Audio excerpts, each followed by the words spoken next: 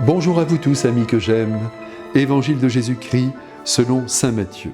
En ce temps-là, Jésus prit la parole et dit : « Venez à moi, vous tous qui peinez sous le poids du fardeau, et moi, je vous procurerai le repos.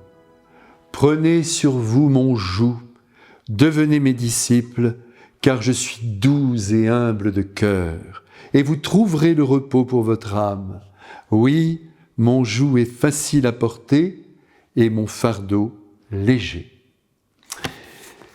Mes frères bien-aimés, ce passage d'évangile extrêmement court que nous venons d'entendre résume, comme nous allons le voir, toute la mission du Christ, mais aussi son grand désir de nous soutenir, de nous consoler dans toutes les épreuves que nous traversons. Car, faut-il le rappeler, le parcours humain qui n'est pas sans joie offre aussi à toute l'humanité des heures difficiles, parfois même insoutenables.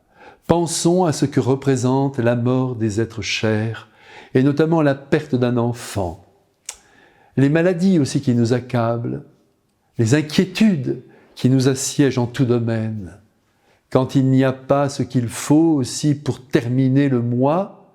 Et je voudrais mentionner ici en particulier la situation de nombreuses personnes âgées, littéralement abandonnées, déconsidérées, rayées de la carte, ne recevant jamais la visite des leurs. Heureusement qu'il y a le Christ, heureusement qu'il est là, en dernier bastion d'amour, qui vient apaiser de sa présence et de son action dans l'âme le retentissement de nos malheurs. C'est donc tout d'abord par la prière que nous pouvons recevoir ce baume céleste, que cette onction christique, cet embrassement du Christ peut venir nous soulager.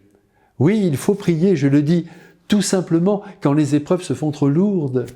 Et c'est à chacun d'établir ce contact avec l'au-delà qu'il ne faut pas chercher dans le ciel, mais au plus intime de nous-mêmes. Venez à moi, vous tous qui peinez. C'est clair, vous ne trouvez pas? Vous avez mal, vous souffrez, vous tremblez, venez à moi. Quand le Christ a prononcé pour la première fois cette parole, le peuple n'a pas hésité à le suivre de village en village. Les plus pauvres, les malades, les infirmes sont restés près de lui et ont reçu de son cœur la guérison de leurs maux. Aujourd'hui, le Christ n'a pas changé son fusil d'épaule, il tire toujours sur la misère pour l'anéantir. Mais pour bénéficier de son action, encore une fois, je le répète volontiers, il faut prier, il faut s'approcher de lui, murmurer à son cœur ce qui nous afflige et le laisser agir. Venez à moi, vous tous qui peinez, je vous procurerai le repos. La guérison qu'il opère en nous peut revêtir plusieurs formes. Bien sûr, en premier lieu, l'abolition du mal à la racine, car il peut détruire les causes qui nous affaiblissent. Il n'y a pas de doute là-dessus. Cela survient parfois et la Vierge n'est pas étrangère à ces miracles qui fleurissent notamment sur la terre de Lourdes et en bien d'autres lieux d'apparition. Cependant, ajoutons bien sûr que ces interventions directes sur le corps sont assez rares. Et elles demeurent provisoires d'ailleurs, car même les miraculés finissent par mourir. Venez à moi et je vous procurerai le repos. Le repos, qu'est-ce qu'à dire? Qu'est-ce que c'est que ça, ce repos? Eh bien, ce mot de repos peut très bien être changé en celui de paix. En priant, en établissant un contact avec le Christ ou avec Marie sa mère, l'âme est soulevée au-delà de ses souffrances, de ses inquiétudes, et se trouve envahie par cette paix intérieure qui contrebalance et répare tout le mal que l'on subit. Ce type de miracle est quotidien, il est à la portée de tous, et le Christ le dispense à longueur d'éternité. Mais avançons. Jésus ajoute « Prenez sur vous mon joug, il est léger, facile à porter, car je suis doux et humble de cœur. » Le joug, vous savez ce que c'est, mes frères bien-aimés? C'est une pièce de bois que l'on place à l'encolure des bœufs pour les atteler.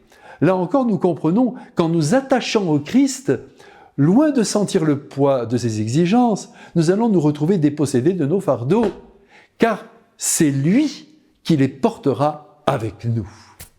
Le joug qu'il place sur nos épaules, c'est son amour, c'est sa tendresse, c'est sa volonté de nous libérer de ce qui nous oppresse.